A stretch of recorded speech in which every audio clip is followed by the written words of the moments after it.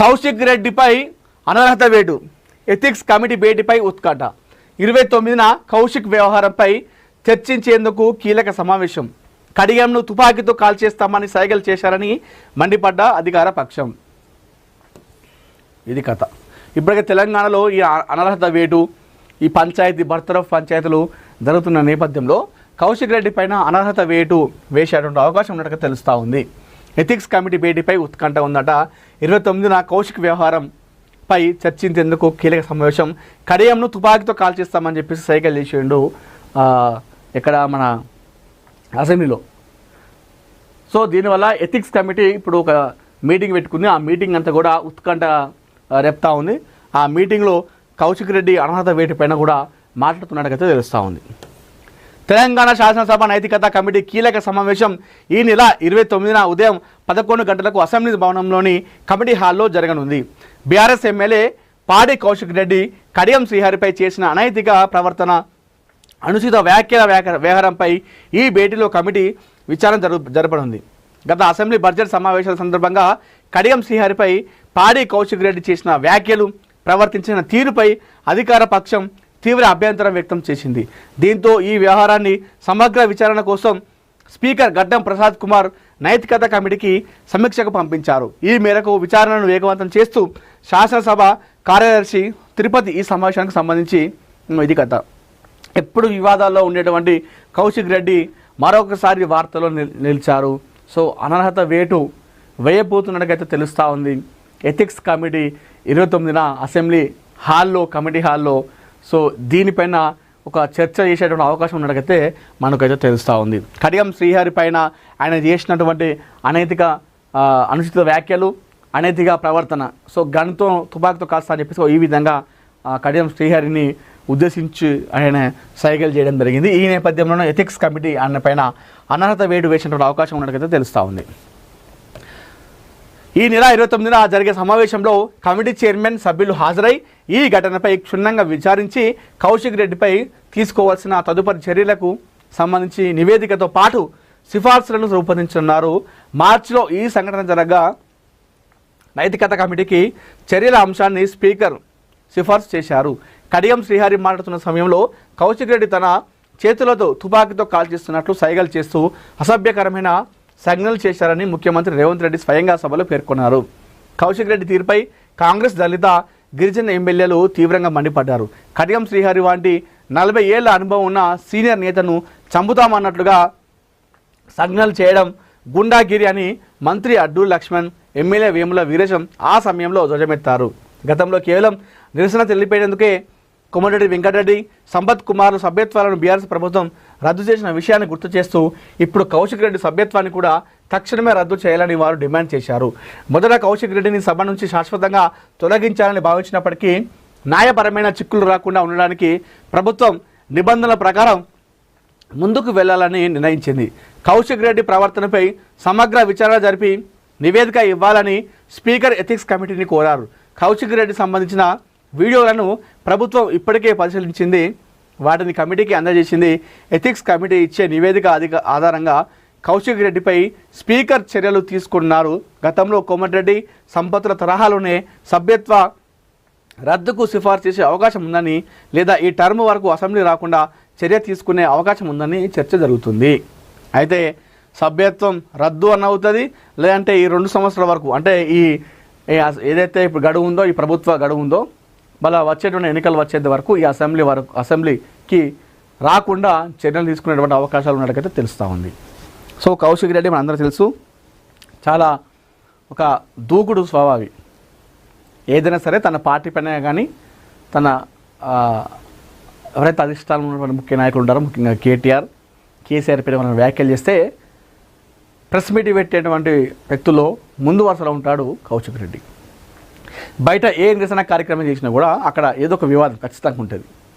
అంటే పార్టీ తరఫున ఆ అటెన్షన్ మొత్తం కూడా ఆయనే గ్రాప్ చేసుకుంటాడు. కౌశిక్ రెడ్డి అక్కడ ఉన్నాడంటే సో చాలామంది ఉత్కంఠగా చూస్తారు, అంటే ఇప్పుడు ఇక్కడ ఏదో జరగబోతుందని చెప్పేసి. నిజంగా వాస్తవానికి కూడా టీఆర్ఎస్ పార్టీలో ఇప్పుడు చాలా కార్యక్రమాలు అక్కడక్కడ జరుగుతున్నప్పుడు అది బలంగా పోతుందంటే ఏదో ఒక రకంగా, అది పాజిటివా నెగిటివా పక్కన పెడితే బలంగా పోతుందంటే అది కౌశిక్ రెడ్డి వల్లనే. చాలా అంత అంటే బీఆర్ఎస్ పార్టీ మామూలుగా కేసీఆర్ అన్నప్పుడు వాళ్ళ ఇంట్లో వాళ్ళు కేటీఆర్ హరీష్ రావు మామూలుగా ఇట్లా ఉండాలి. అయితే వాళ్ళకు మించి కూడా కౌశిక్ రెడ్డి బీఆర్ఎస్ పార్టీ కోసం కొట్లాడుతూ ఉన్నాడు. ఇది కథ. కానీ నెక్స్ట్ ఎలక్షన్లో మాత్రం బీఆర్ఎస్ పార్టీ గెలిస్తే మాత్రం, బీఆర్ఎస్ పార్టీ ప్రభుత్వం వస్తే మాత్రం ఖచ్చితంగా ఆ కేబినెట్లో కౌశిక్ రెడ్డి ఉంటాడు. ఇది పక్కా. ఒకవేళ ఆయన ఎమ్మెల్యే ఓడిపోయినా, హుజరాబాద్ నుండి ఎమ్మెల్యే ఓడిపోయినా కూడా ఆయనకు ఎమ్మెల్సీ ఇచ్చి ఆ ఎమ్మెల్సీ కోట నుండి మంత్రి పదవి ఇస్తుంది బీఆర్ఎస్ ప్రభుత్వం. ఇది పక్కా రాసి పెట్టుకోండి. ఇది పక్కా. స్వయంగా కేసీఆర్ ఇస్తాడు. కేటీఆర్ పోయి కేసీఆర్కి ఎప్పుడు ఇట్లా మనోడు ఇట్లా మంచి పని చేసిందని చెప్పేసి అవసరం లేదు. డైరెక్ట్ కేసీఆరే కౌశిక్ రెడ్డికి పిలిచి మంత్రి కేబినెట్లో కూర్చోబెడతాడు. ఇది తథ్యం. నెక్స్ట్ గవర్నమెంట్లో ఒకవేళ బీఆర్ఎస్ వస్తే ఆయన ఎమ్మెల్యే ఓడిపోయినా, ఇంకా ఎమ్మెల్యే గెలిస్తే డైరెక్ట్ ఇచ్చేస్తాడు. ఎమ్మెల్యే ఓడిపోయినా కూడా ఎమ్మెల్సీ ఇచ్చి ఆ ఎమ్మెల్సీ కోట కింద మంత్రి పదవి కౌశిక్ రెడ్డికి వస్తుంది అనడంలో ఎలాంటి అతిశక్తి లేదు. ఇది పక్కన పెడితే 2020 ఎన్నికల ముందు ఆయన కాంగ్రెస్ పార్టీలో ఉండే. అయితే ఒక ఆడియో వైరల్ అయింది. నేను బీఆర్ఎస్ పార్టీలో చేరుతా, నాకు సపోర్ట్ చేస్తారని చెప్పేసి ఒక వీడియో, ఒక ఆడియో బాగా వైరల్ అయింది. దానివల్ల కాంగ్రెస్ ప్రభుత్వం ఆయనను సస్పెండ్ చేసింది. చేస్తే ఆయన బీఆర్ఎస్ పార్టీ నుండి అక్కడ పోటీ చేసిండా ఉప ఎన్నికలో? చేయలేదు అనుకుంటా. చేయలేదు. అక్కడ గెలుపు శ్రీనివాస్ యాదవ్కి ఇచ్చినప్పుడు. అయితే ఆ తర్వాత ఆయనకు ఎమ్మెల్సీ పదవి ఇచ్చింది బీఆర్ఎస్ పార్టీ. కానీ అదే కౌశిక్ రెడ్డి అదే కాంగ్రెస్ పార్టీలో ఉండుంటే ఇలా 2023 మొన్న పార్టీ అధికారంలోకి వచ్చింది కదా కాంగ్రెస్ పార్టీ. సో పక్కా గెలిచేవాడు కాంగ్రెస్ పార్టీ నుండి 2023లో. ఇప్పుడు ఎట్లా బీఆర్ఎస్ పార్టీ నుండి గెలిచిన అనుకోండి, అది వేరే విషయం. కానీ కాంగ్రెస్ పార్టీ, ఎందుకంటే కాంగ్రెస్ పార్టీలో ఎప్పంచలో ఉన్నాడు పాపం వాస్తవానికి కూడా కౌశిక్ రెడ్డి. గతంలో ఓడినా గెలిచినా కాంగ్రెస్ పార్టీని పట్టుకునే ఉన్నాడు. అయితే కొన్ని తప్పిదాల వల్ల ఆయన బీఆర్ఎస్ పార్టీలో జాయిన్ అయ్యాడు. అయినప్పటికీ కూడా బీఆర్ఎస్ పార్టీ ఆయనకు ఎమ్మెల్సీ పదవి ఇచ్చింది. తర్వాత వెంటనే ఒక 2 సంవత్సరాలకే మళ్ళీ ఎలక్షన్స్ వచ్చినాయి. ఆ ఎలక్షన్లో ఆయన గెలిచిండు. కానీ ఆయన దురదృష్టం బీఆర్ఎస్ పార్టీ అధికారానికి రాలేదు. అయితే అదే కౌశిక్ రెడ్డి కాంగ్రెస్ పార్టీలో అట్లనే కొనసాగి ఉంటే 2023లో ఆయన కాంగ్రెస్ పార్టీలో గెలిచేవాడు హుజరాబాద్ నుండి. ఇలా కాంగ్రెస్ పార్టీ కేబినెట్లో కూడా కౌశిక్ రెడ్డి ఉండేవాడు, నిజంగా ఉండేవాడు. ఎందుకంటే ఎప్పటిలో కాంగ్రెస్ పార్టీని పట్టుకొని ఉన్నాడు. అంటే ఓడిపోయినా గెలిచినా కాంగ్రెస్ పార్టీతోనే ఉన్నాడు ఆయన జర్నీ అంతా కూడా. సో ఇదంతా జరిగింది. అంటే అప్పుడప్పుడు మనం కొన్ని అనుకోం, అంటే జరుగుతాయి. అది కౌశిక్ రెడ్డి విషయం జరిగింది. ఇంకొకటి ఏంటంటే రాహుల్ గాంధీ తెలంగాణకు వచ్చింది అనుకోండి, ఒకవేళ ఆయన కౌశిక్ రెడ్డి కారు ఎక్కుతాడు. కౌశిక్ రెడ్డి డ్రైవింగ్ చేస్తే పక్కన రాహుల్ గాంధీ కోసుకుంటాడు.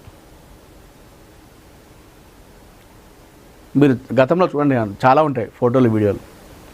రాహుల్ గాంధీ మన తెలంగాణకు వచ్చినప్పుడు కాంగ్రెస్లో ఉన్నప్పుడు కౌశిక్ రెడ్డి కార్లో కూర్చునేటోడు. ఆ రేంజ్లో ఉండు కాంగ్రెస్లో, ఆ రేంజ్లో ఉంది కాంగ్రెస్లో కౌశిక్ రెడ్డి స్థానం అప్పుడు వాస్తవం. అంటే ఎందుకంటే యంగ్ లీడర్ కాబట్టి. సో గతంలో ఆయన ఒక క్రికెటర్ కూడా, రంజీ ప్లేయర్ మన హైదరాబాద్ తరఫున. ఇది చాలామంది తెలియకపోవచ్చు. ఫాస్ట్ బౌలర్ అండ్ బ్యాట్స్మెన్ కూడా, ఆల్రౌండర్.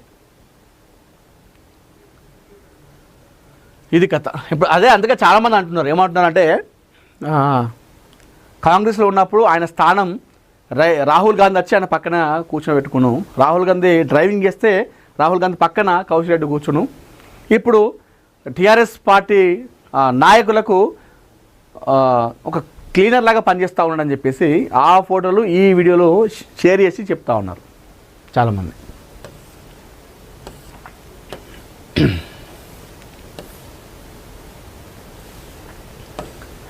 రవితేజ ఇరుముడి కోసం థియేటర్ల ముందు ధర్నా, సినిమా ఆపేశారని మక్తల్లో ఫ్యాన్స్ ఆందోళన.